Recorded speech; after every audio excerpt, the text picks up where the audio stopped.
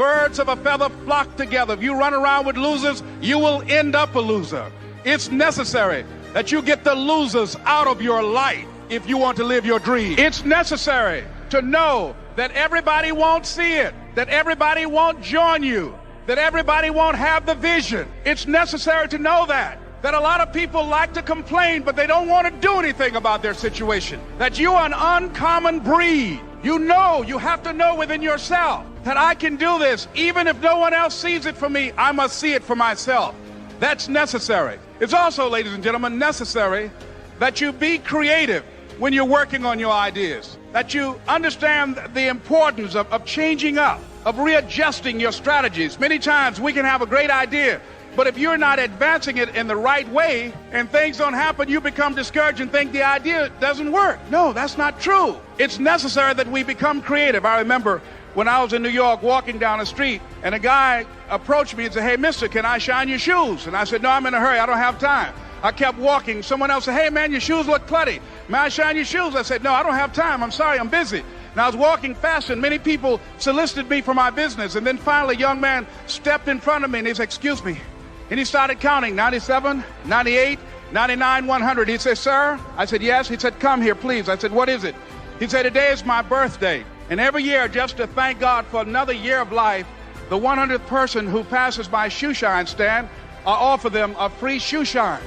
Would you give me the honors?" I said, "Why, sure." I got up on the shoe shine stand, George, and I sat there and he shined my shoes diligently. And when I got down, I looked at them, they were sparkling. And I was walking away and I said, "Thank you." And I stopped, I said, "Excuse me, but how much do you usually charge?" He said, "Only $2. I said, "I tell you what, today's your birthday.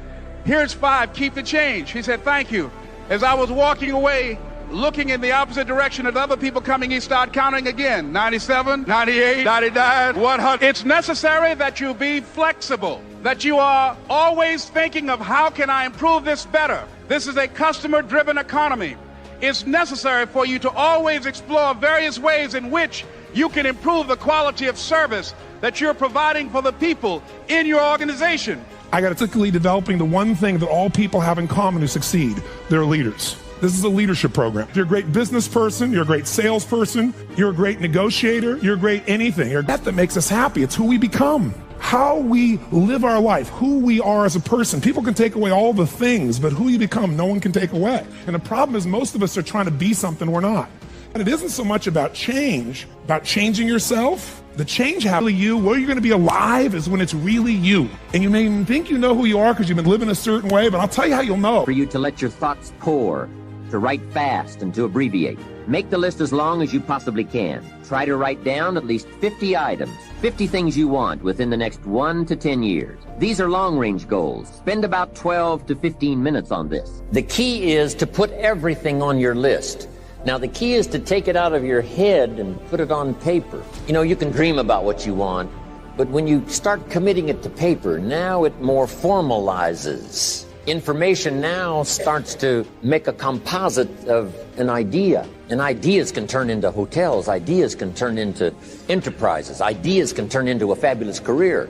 We need the information. We need the stimulation. What experiences would you like to have in the next 10? Parachute out of an airplane, star in a movie, start a new family, learn to play a musical instrument, try a new sport. What do you want for your children? That's a whole list in itself. Education. Places you want to take, wish to become, develop skills that make you attractive to the market. Show yourself, believe in yourself. Show yourself that there's something unique about you and you can do more than what you think you can do. But the dreams don't happen overnight. The goals don't happen overnight. There's a lot of work to be done. And if you're not willing to work for it, then it ain't gonna work for you in the first place. Patience is one of the things you have to remember about life. And it takes time. And you got to plant that seed. And you got to nourish it. You got to water it. You got to do all the things that are necessary.